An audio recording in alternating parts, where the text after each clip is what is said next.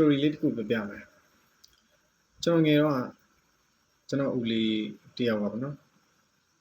အဲ့တော့လျှက်စစ်မီးဘူးသူကွိုင်နဲ့ဗျကွိုင်စပလင်ကွိုင်လေးနှစ်ချောင်းကိုသူအဖိုးအမ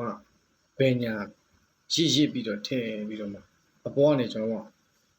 ပြန်ပြီးကြောက်ပြင်းနဲ့ဖိပြီးတော့မှထားတယ်ဟာလေးပေါ့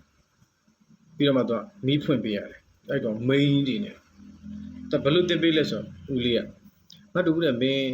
နောက်ကျရင်အိမ်တော်တွေပါကြာသွားတယ်ဒါတွေကပြင်ဆိုင်ပို့စရာမလိုတော့ဘူးတဲ့မင်းကိုယ့်အနေကိုအိမ်မှာလှုပ်လို့ရတယ်ဟုတ်တယ်ကျွန်တော်တက်သွားတယ်အဲ့မှာ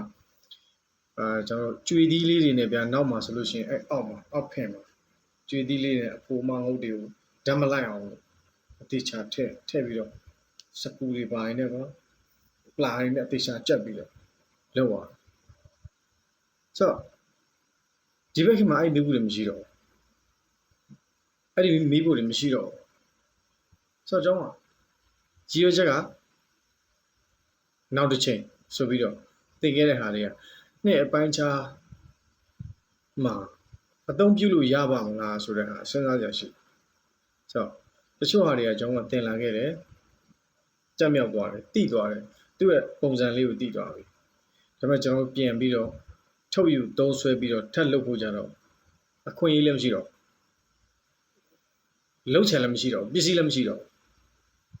ဆိုတော့အပြစ်မြင်တာတော့မဟုတ်ဘူးဒါပေမဲ့နောက်တစ်ချိန်မှာသုံးလို့ရကောင်ရတန်ကောင်းပါရဲ့ဆိုပြီးတော့တင်လိုက်တဲ့ပညာတွေအသုံးမလို့တော့ဘူးဆိုရင်ကျွန်တော်မေ့သွားတာပဲအဲ့ဒီပညာတွေကလည်းမေ့သွားတာပဲဒါပေမဲ့အမှတ်တရတွေကတော့ကြံနေတော့မယ်ဆိုတော့အဲ့တော့အမှတ်တရလေးပေါ့ဆိုတော့အခုကအများကြီးတိုးတက်လာတာနဲ့အမျှ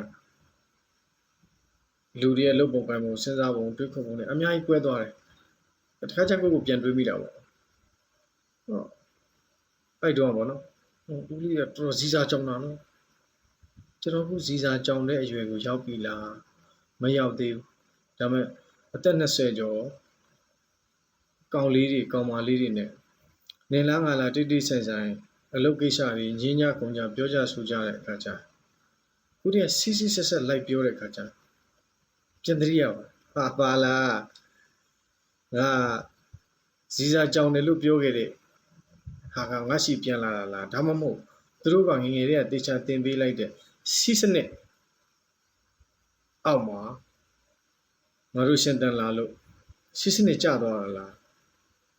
အကောင့်ဘက်ကပေါ့ဒီလောက်ပါပဲကျေးဇူးပါဖြည်းဖြည်းတွေးရင်တော့ရေးရေးပေါ်တာပေါ့ love you guys